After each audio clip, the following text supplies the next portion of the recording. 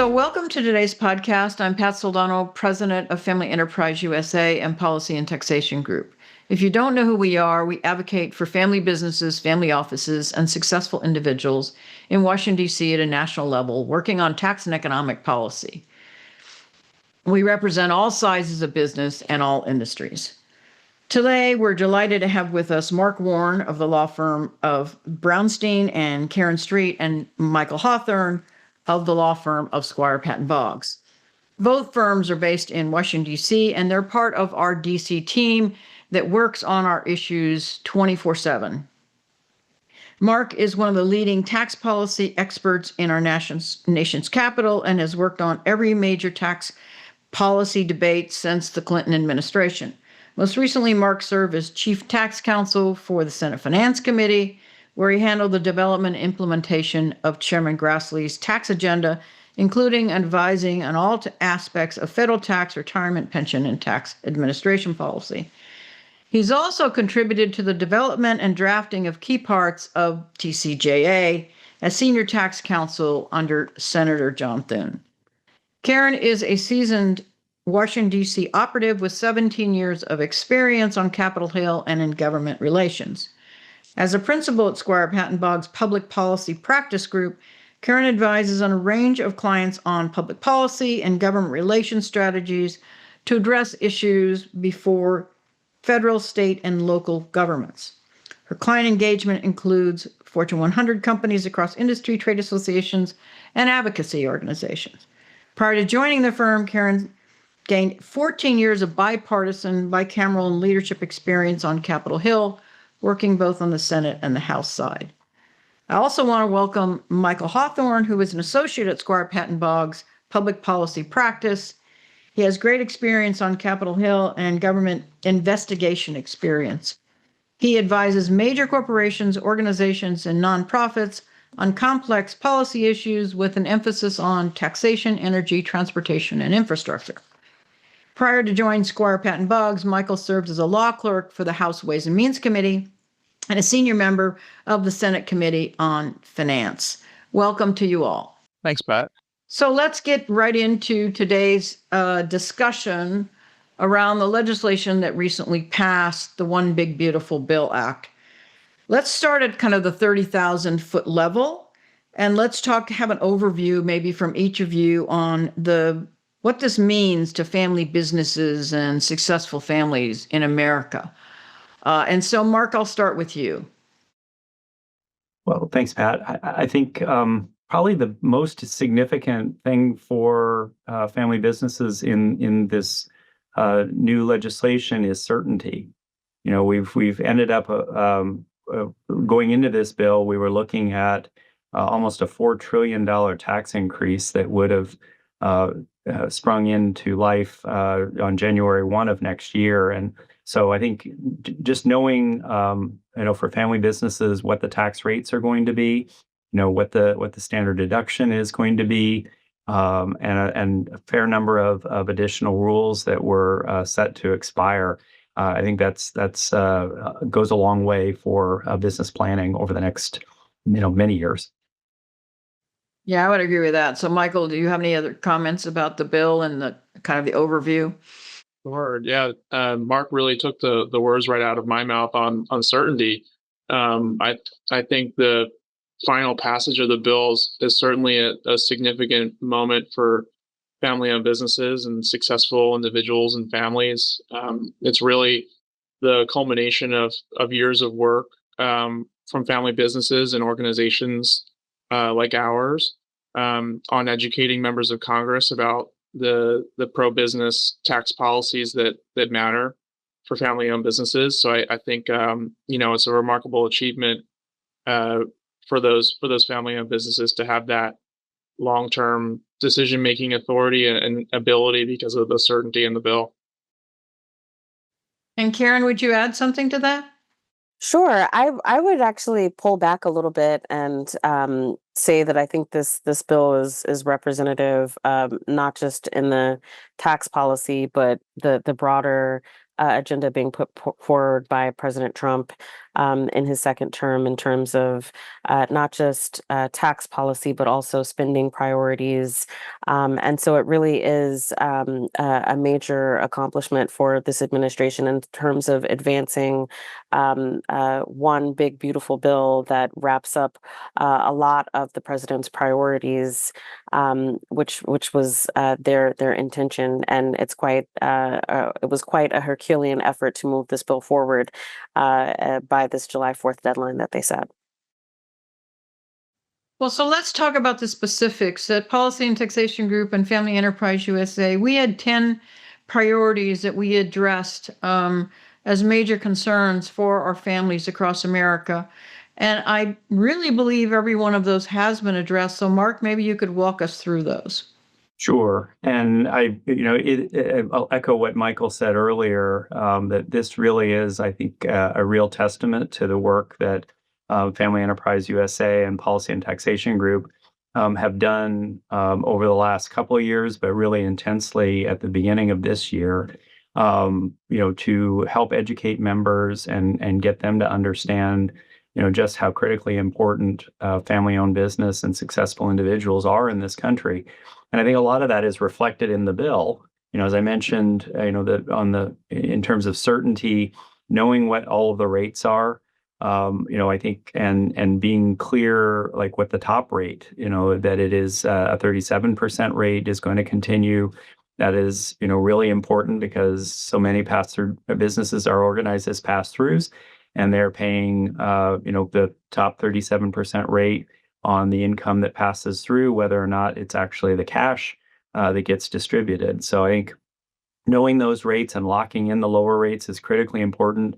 We fought off calls throughout the debate to create a millionaire's tax rate, whether it's at 40% or the old 39.6, varying degrees of what is a millionaire. But I think that was a big success. And preserving the 20% deduction for pass-through businesses was a huge victory. Not just preserving it, but making it permanent. I think is important for equalizing, providing more kind of equivalence between the effective tax rate that a pass-through business and a C corporation would pay. I think I'd be remiss in missing the permanence of the estate and gift tax and generation skipping tax exemption amount, and actually the slight increase to now kind of a flat $15 million that will continue to index after 2026.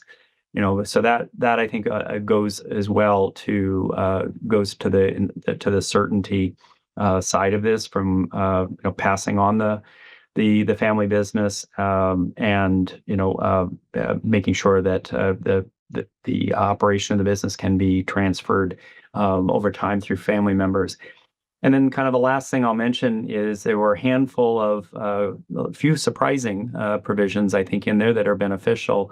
Kind of the extension and expansion of opportunity zones is an important investment opportunity across the country. So I think that's an idea that a number of family-owned businesses have taken advantage of, and hopefully others will look at. Expansion of the exclusion for gains from startup corporations, Section 1202, as it's sometimes known, is an important benefit that has really been important for getting startup businesses off the ground, and that was both extended and expanded. And then Congress settled some reporting burdens.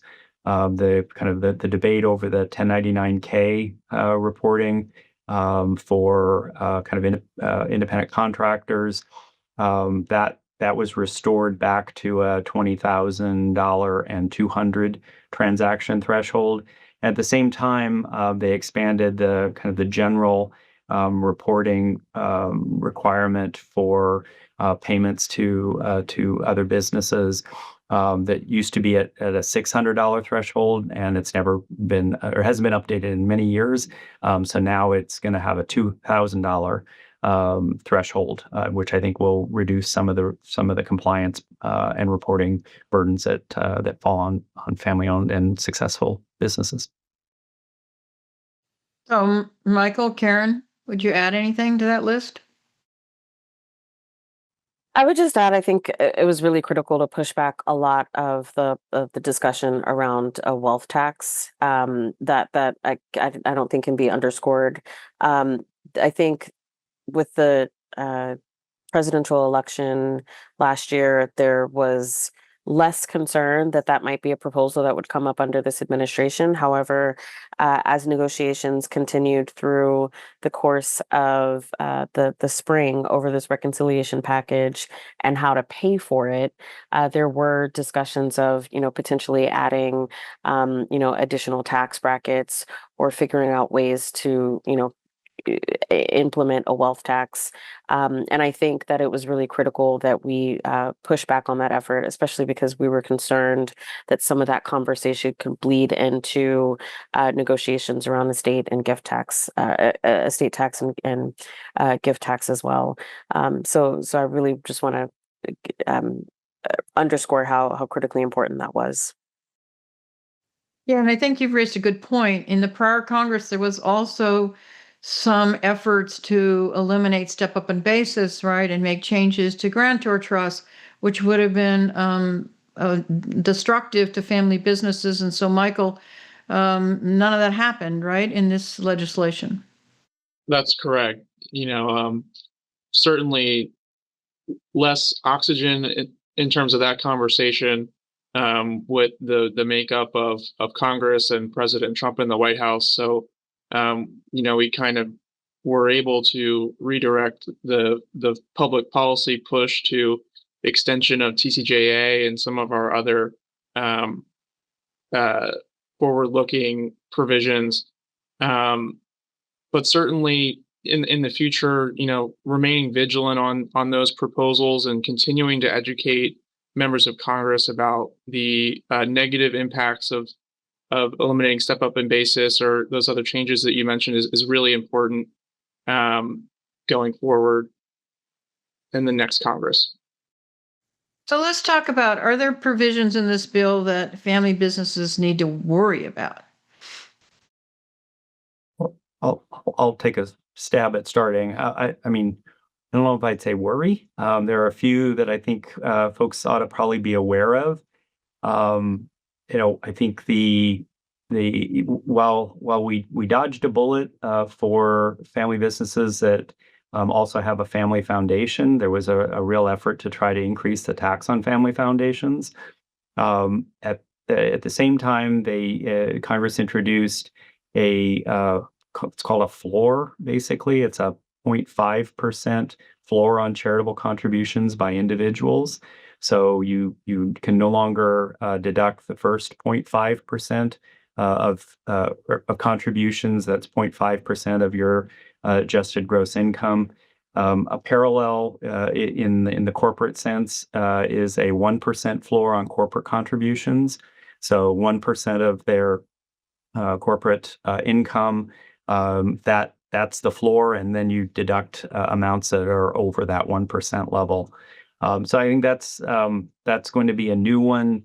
It is paired with an above the line deduction of $1,000 for individuals, $2,000 for married couples. That is, just for straight contributions, generally to try to encourage, broader base contributions among Americans. So that's probably one to kind of look out for. I think most of the others are fairly technical. Congress kind of cracked down on what's called capitalized interest that is an effort to try to get around the 30% limitation on the deductibility of business interest. Some businesses were capitalizing their interest into other property or into inventory, and Congress basically said that you can't count that as part of the 30% limitation. So I think that's going to take some sorting out. when it comes to looking at interest deductibility. There were some changes on the international side, and we have some family-owned businesses and successful individuals that have international operations. So I think those there were some kind of modest rate increases to look at. And there was a pretty significant cutback on the energy incentives. So for businesses that are looking at investing in renewable power under the Inflation Reduction Act, a number of those incentives were phased out much faster than under the IRA. So it's a narrower window to take advantage of those incentives. I would actually pull back and speak more broadly about the bill instead of as certainly there are wonderful tax provisions that are going to be beneficial to family-owned businesses, but it's also important to remember that this is a part of a broader package that includes significant spending cuts. And I know a lot of our family-owned businesses have a reputation and a rich history of investing in their workers, investing in their workforce, maintaining generations of families within their workforce because of the type of culture and environment that they create. And there are provisions in this bill that could be impacting their workforce. The one that comes to mind, top of mind, is the cuts to Medicaid, which are going to hit a lot of families across the country, and could present a challenge for the workforce and the employees that are looking to try to maintain and support the families that are working and contributing to their family-owned businesses. Yeah, I think that's a good point. So let's talk about the speed of the bill. I think most of us were surprised that it got done by 4th of July, which is what the president asked for. It was amazing to me personally, but maybe we can talk about the speed and what you all think about that. And Caren, well, maybe we start with you, and you can also share how did the Democrats play into this whole passage of this legislation? Well, as a former leadership staffer, I guess I would say I was shocked but not surprised by the swift passage of this bill. Time is not always on your side when you're trying to move a major piece of legislation, because the longer it hangs out there, the longer time there is for um, people to attack it, whether it's to say we need to make tweaks here and there because we don't want you to phase out the IRA provisions as quickly as possible, or we don't want you to make these cuts that are necessary to help pay for the bill. And so, Congress is generally a reactive body. They're not the best at coming together and getting something done unless there is some type of force pushing them there, especially if it's something like, we're going to take away your August recess, or we're going to make you work through the weekend and long nights to kind of force members to come to the table and get things done. So at the end of the day, President Trump and the Republican leadership in the House and the Senate set this arbitrary deadline, but they were able to meet it because it forced everyone to the table. And it's also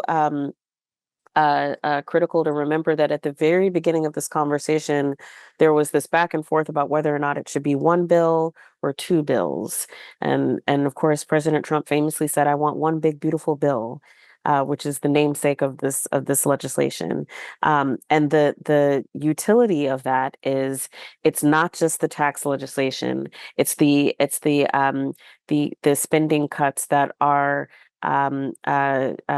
illustrative of the DOGE efforts earlier on at the beginning of this administration. It's the immigration enforcement and border security investments that are really critical to President Trump's agenda and campaign promises to get in office. And so once you wrap all of those things up in one big, beautiful bill, it makes it very hard for any one member or group of members to stand in the way and block that train from rolling down the track. So while they did have a 3-seat majority, very slim margins in both the House and the Senate, both the the kind of combination of all of those provisions in one bill, and that deadline really put the pressure on for Speaker Johnson, Majority Leader Thune, and President Trump to really put the pressure on members to get in step and pass that bill. And I'll agree with Caren, having worked on a kind of similar bill in 2017, the Tax Cuts and Jobs Act. I think it was a different environment at that point, and I guess I was surprised in comparing the two.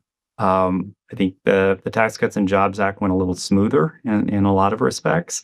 If we go all the way back to just trying to get both the House and the Senate Republicans on the same page with the budget, that took weeks of back and forth and several close votes. I think also kind of surprisingly, even that budget, became like really two budgets that were kind of slammed together, with both the House and the Senate having their own kind of special rules, which that surprised me, one, and how long it took, and also what that ultimate document looked like. I think working through the House, I was less surprised. That was kind of the normal procedure and cadence once the bill kind of got going. The Senate, that was a little more surprising, both because none of the committees marked up in the Senate, which we did in 2017, but also because the majority leader actually moved to the bill on the floor before they had the entire final text completely wrapped up. They were still working through a lot of the discussions with the parliamentarian. So, like in the House, it's fairly common to keep working, keep flying the plane while you're building it. That's not the Senate's way, and they kind of did a little of that. That's why, you saw Senator Thune start the process on Saturday afternoon, and the burning off the 20 hours of debate time and then vote-a-rama, which is usually kind of a 20 or some odd hour event, pushed almost into 2 full days, all the way through the night, with the members being there, often waiting for kind of final text. So all of that was surprising, but I think again it is a real testament to how much both the president and the speaker and the majority leader in the Senate were able to marshal all of their resources to get this through on the time frame that was ultimately agreed to. And Mark, if I could just ask, wouldn't you say that it was a different process in 2017 because the administration was less involved than they were this time around? I think that's fair, but I think also 2017 there was, because of the markups, there was more of a runway. Mm-hmm. So I think a lot of the proposals, again, on the Senate side, there was time to work through the parliamentarian and get an assessment of what provisions, what aspects needed to be changed, instead of having to do it on the fly. I think the administration was more engaged in terms of pushing members to get it done. I think they were less pointed on some of the specific proposals. The president did have his priorities, the no tax on tips and overtime and auto interest deductibility, et cetera. But there was a similar sort of, we'll let the House and the Senate work their way on most of the provisions, I think. Right. And Pat, to answer your question earlier, the Democrats didn't have much involvement at all other than pushing back on the bill, which is why it was better that it moved quickly, so that Democrats had less time to attack it. Although now they have a very long runway between now and the midterms to pull apart the provisions that they believe will be harmful to Americans across the board. Just to piggyback on that point for a minute, I think it is interesting looking back at 2017, Tax Cuts and Jobs Act was the second attempt at reconciliation during that Congress. The first attempt, as you may remember, was the repeal of Obamacare, the failed repeal of Obamacare.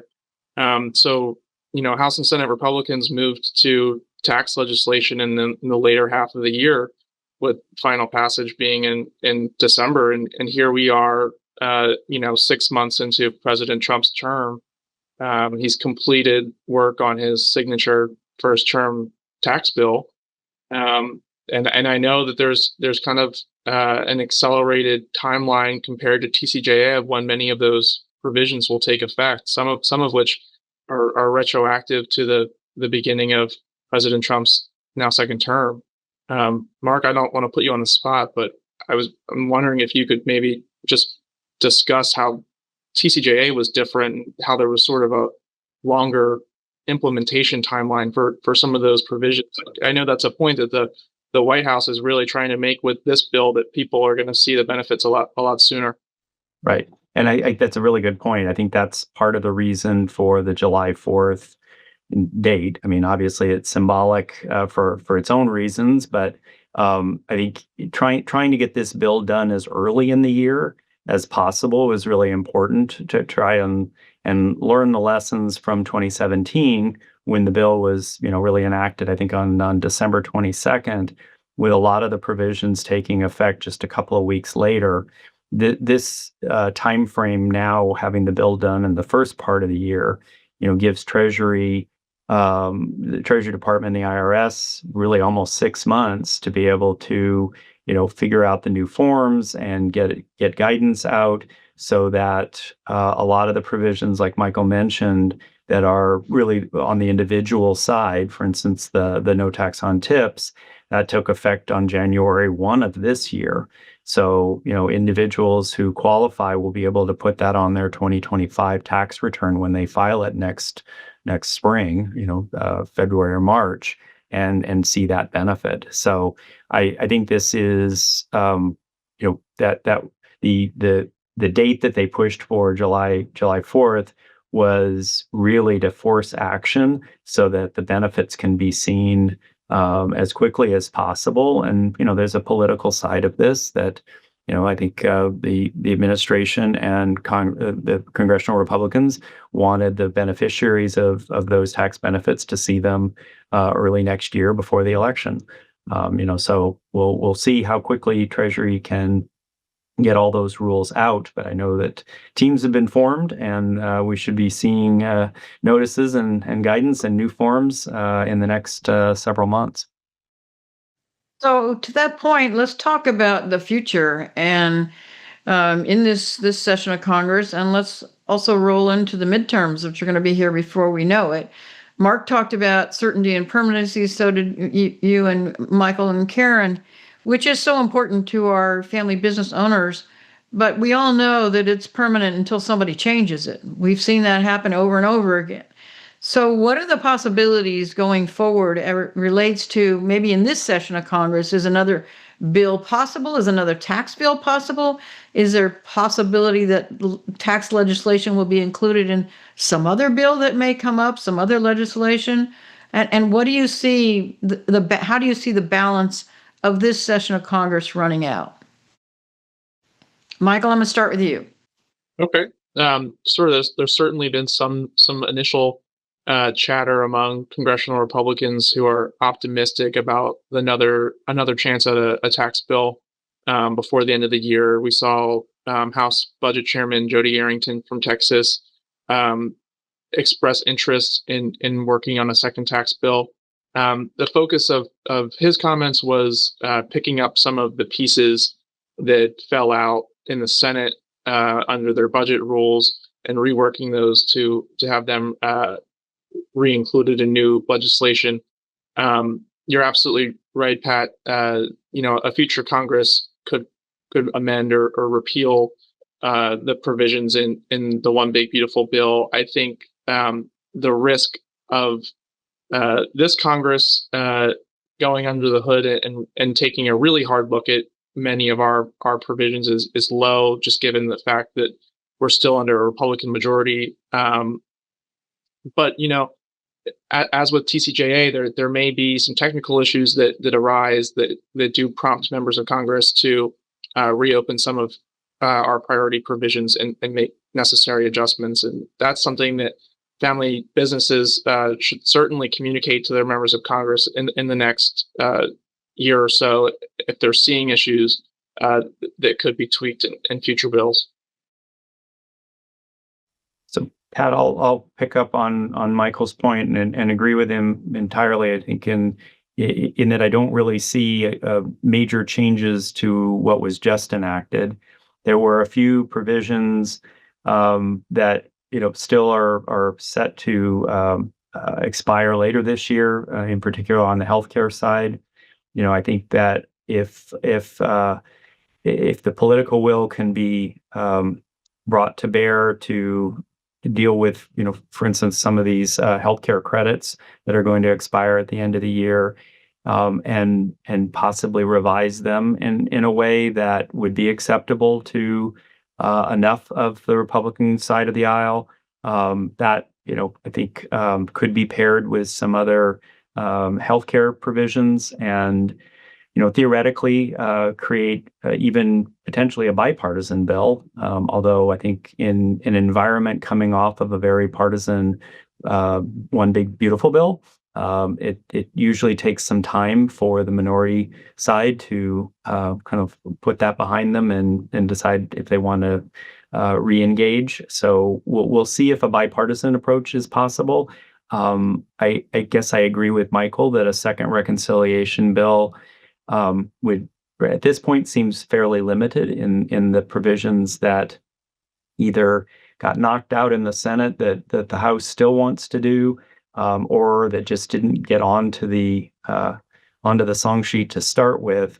I'm not sure how much there is there to do in the tax space, and I think a lot of the discussion about a second reconciliation bill has been focused more on the spending cut side, which I think is also extraordinarily difficult, given that it was a very heavy lift for the spending cuts that did make their way into the first reconciliation bill.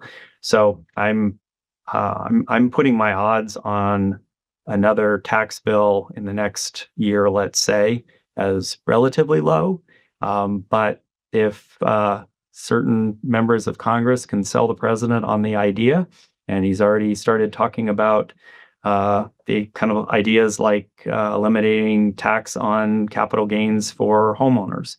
If those get enough legs, anything is possible. Apparently, in this in this administration and Congress. So we'll see. But longer term, I think Pat, I think you were hinting at the fact that a lot of the benefits that are in the bill on a permanent basis, a future Congress could change, and things like the wealth tax that did not make their way in. I agree with Michael and Caren, who said it before. We have to be vigilant, and we can't keep our eye off of those. I like to say that no bad tax idea ever goes away. So got to keep our eye out there, and there are going to be, I think, efforts in the future, because the fiscal situation, was an important part of this debate and is still a very big issue that needs to be addressed down the road. Caren, what about the midterm elections? What if things changed politically? What if the Democrats took the House and the Senate back? The pendulum swings both ways, and historically, we know that the president's party does not do well in the first midterm election, so it is quite possible that in 2027 we could see a Speaker Jeffries. We would most likely still have a Republican-controlled Senate, and certainly we'd still have President Trump in the White House. So I think there would be limits on what Speaker Jeffries could accomplish in terms of reversing some of the provisions that are put forward in this reconciliation package. But I do think that it's always important to think long term in terms of how we're educating members about the importance of these provisions, so that they understand that even in the context of a much broader bill or a desire to restore funding for Medicaid, or a desire to restore SNAP benefits, let's also remember that family-owned businesses are making meaningful contributions to their communities, and this is why 199A is important. This is how the estate tax exemptions and thresholds actually play out and implement, and maintaining the longevity of these family businesses that are really hallmarks of their communities. So it's really critically important to continue to engage with members, because even if we're talking outside of the context of, a larger reconciliation package, we could certainly see, as tax provisions are set to expire in the outset, um, there might be a need for bipartisanship, and it's important to have allies on both sides of the aisle.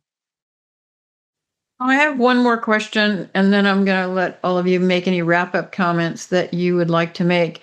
And that question revolves around our country's debt. It's the number one economic concern of our families' businesses today. They are very worried about our national debt. They understand debt, they understand it with their own businesses because they know how it impacts them. So, what about this debt? Now, with this bill that was just passed, we know that President Trump has talked about, well, let's use the tariff revenue and let's figure out other ways, spending cuts and other ways to pay for this bill. But the debt is being increased. So, do any of you have comments around how do we resolve this and where this is all headed? Well, I'll take a stab. I think there is no easy answer on this, especially with the kind of the political construct that this Congress and that the White House has set up. I think it's generally clear that Congress can't tax its way out of this much debt, without completely cratering the economy. At the same time, at least in this last debate, the kind of key drivers on spending in terms of Social Security and Medicare were taken off the table. They were areas where Congress and the Republicans decided not to go. They're not easy issues, but that is where kind of the mandatory spending long term, that is a huge portion of our spending. So I think it's going to have to be a combination. And I think it is a huge challenge in this political environment. Lots of people like to talk about going back to some type of a fiscal commission. We tried that in the 2010s with the super committee in Congress, and they came up with some ideas, but they couldn't get the sufficient support to kind of trigger the fast track process for those to be enacted. I think some would argue that things have gotten more partisan.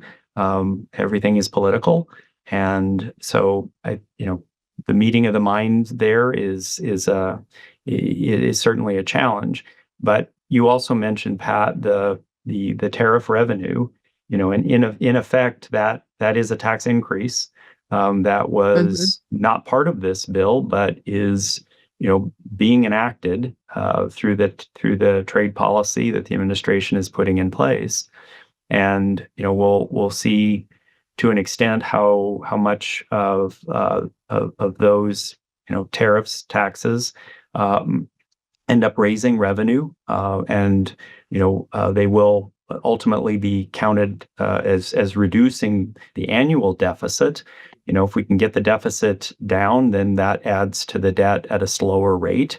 And I think the idea from the Republican side with this bill was to create a business environment where businesses could grow, the economy could grow, and a growing economy means additional tax revenues coming in to offset the spending, which hopefully some steps were taken, but more needs to be done. So complicated set of variables, and unfortunately, no easy answer. Agreed. And I know we've already talked about, subsequent reconciliation packages. Certainly, those could include additional spending cuts. I think, as Mark mentioned, some of those larger entitlement programs will probably be taken off of the table for the same reason why they were not included in the first package. Um, but we certainly saw debt and deficit concerns from various House and Senate Republicans during the One Big Beautiful Bill process. Um, Certainly, those conversations were not as loud as they've been in previous Congresses. There's a portion of the Republican Party who are no longer as vocal about those issues as they once were. I think we'll probably see a growing chorus of those individuals again in the next few years. But like Caren and Mark, I don't know that I have a good answer as to how Congress should address that challenge. So, in the final comments, I'll ask each of you to make should family businesses be happy about this legislation and what's transpired and the provisions included in the One Big Beautiful Bill? I'll start. I would say that again, kind of going back to my original comment, that they should be happy for the certainty. I think they should also really be happy for the evidence that the work that Family Enterprise USA and Policy and Taxation Group has done has borne fruit. That the message of how important family-owned businesses and successful individuals are in this country, which has been the first, second, and third priority of your two groups, has resonated. And I think it is reflected in the fact that we did not see Congress take up a number of pretty well-known proposals like a wealth tax that would have very destructive effects on family-owned businesses and successful individuals. And at the same time, the Senate really made their first priority the permanence of the expiring provisions, so that we didn't have this continual running up against a cliff, and the kind of holdback effects that has on too many businesses as they try to plan for the future. So I think generally, granted the caveat of we still have to address the fiscal situation in this country. Overall, I think for the near term, this was a very positive bill for family-owned businesses and I think for the economy generally.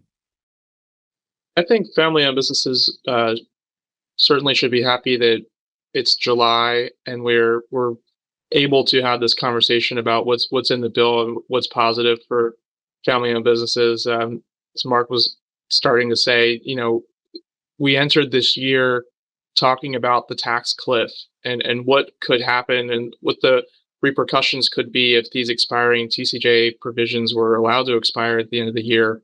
And rather than making a really costly end of the year push to prevent some harms, here we are with 6 months left to go in the year, and we know where we stand.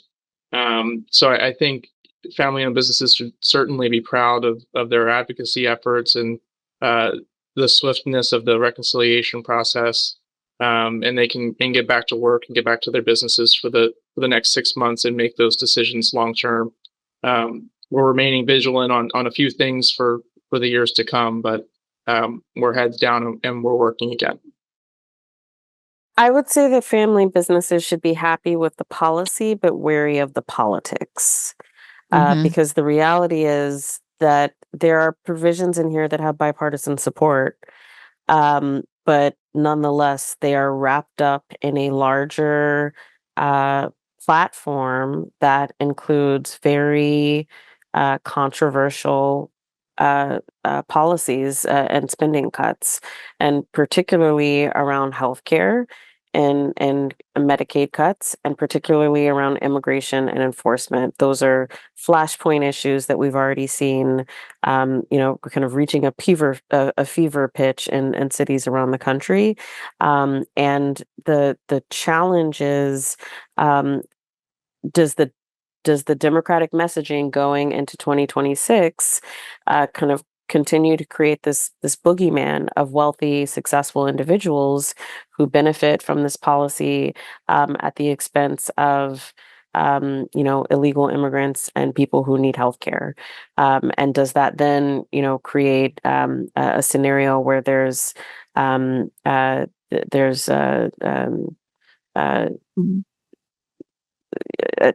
something that you have to pay for in the future to kind of right those perceived wrongs? So I would be wary of the politics, and it's important that we continue the work of educating members about family businesses and their contributions, so that they ultimately aren't caught up in some recompense in the future. Well, I really appreciate that. I really appreciate all of you for being on this call. I know you have very busy days. So once again, appreciate you being on our podcast. So we hope you liked today's podcast. And if you did, please subscribe. With each episode, we discuss the critical issues affecting family-owned businesses, family offices, and successful individuals around the country. You can find this podcast wherever you download your podcasts. Until next time, thank you all for listening.